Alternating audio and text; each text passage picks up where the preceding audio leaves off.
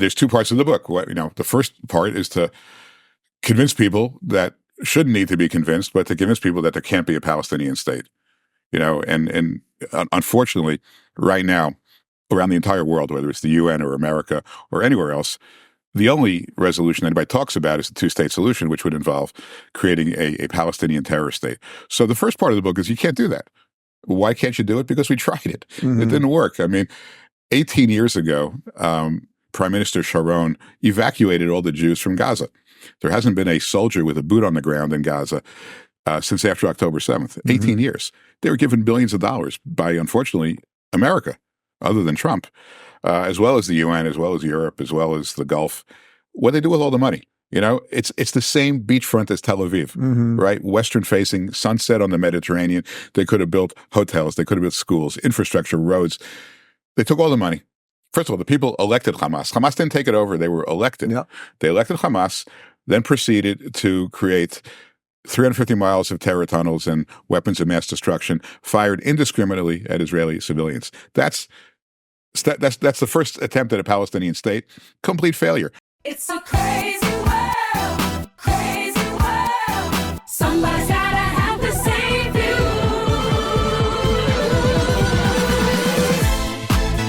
It's a crazy world.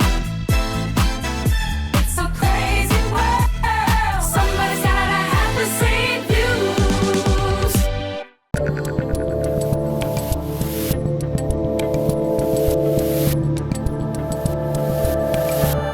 Let me just ask you one other thing about the geopolitical part. Is there anything that you think Israel could have done differently, basically, in these last 11 months, either militarily or diplomatically? And where do you think Bibi fits in that?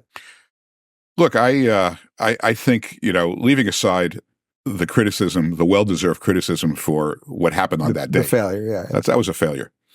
Since that day, I think the pressure on Israel has been enormous not to fight back, or to fight back with one hand tied behind his back. Bibi, to his credit, and I think the real kind of place where the rubber hit the road was in Rafa. You remember, all eyes on Rafa, mm-hmm. right? Mm-hmm. And they told him, "Don't do it. You can't do it."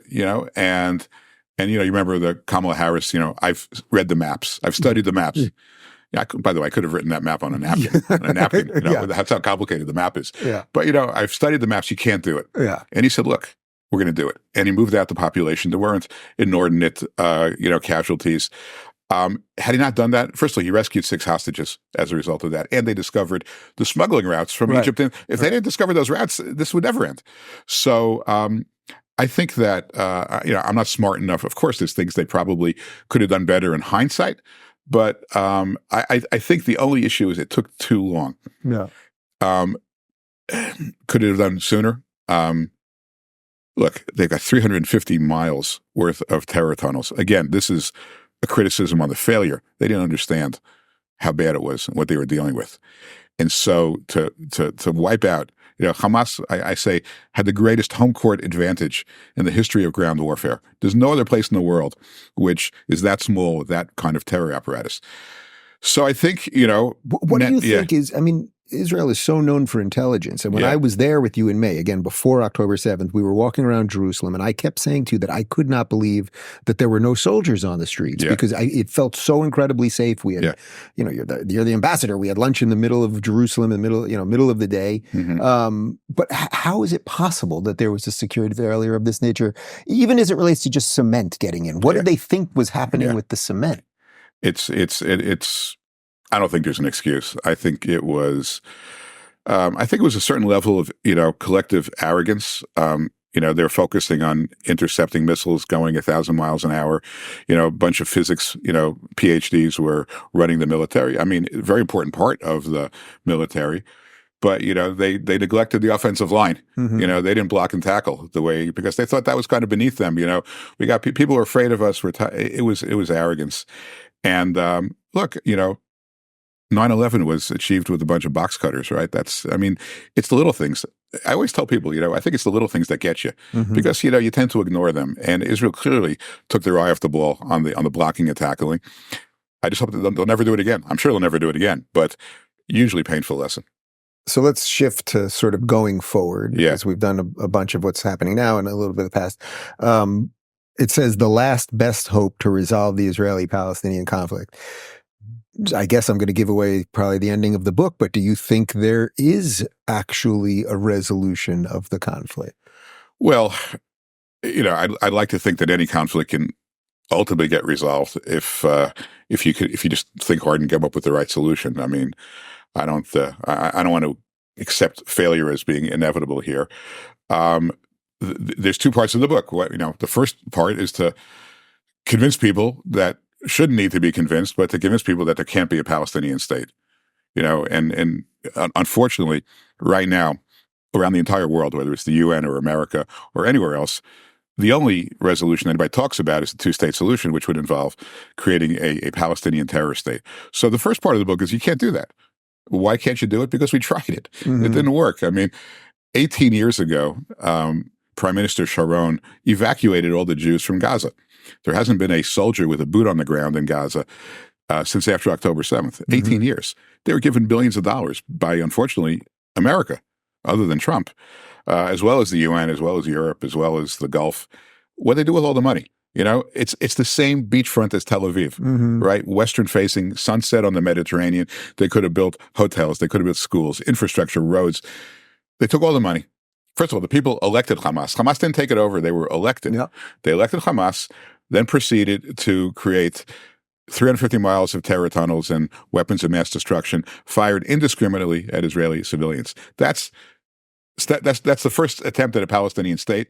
Complete failure.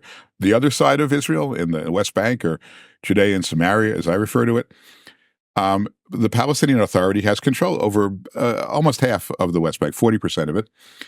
And what have they done? They've got places like Jenin and Tulkarem and Ramallah and Nablus, also terror hotbeds. And they, what have they? What does their legislation look like? In governing, they created a pension system which rewards terrorists to kill Jews. You kill a Jew, you get a bigger pension. Kill two Jews, you get an even bigger pension.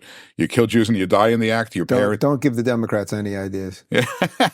Well, they're not. Well, and we passed a law, the Taylor Force Act, outlawing atheists, and Biden is giving them money anyway. We America, yes, yeah. But my point is just that the Palestinian Authority isn't any better.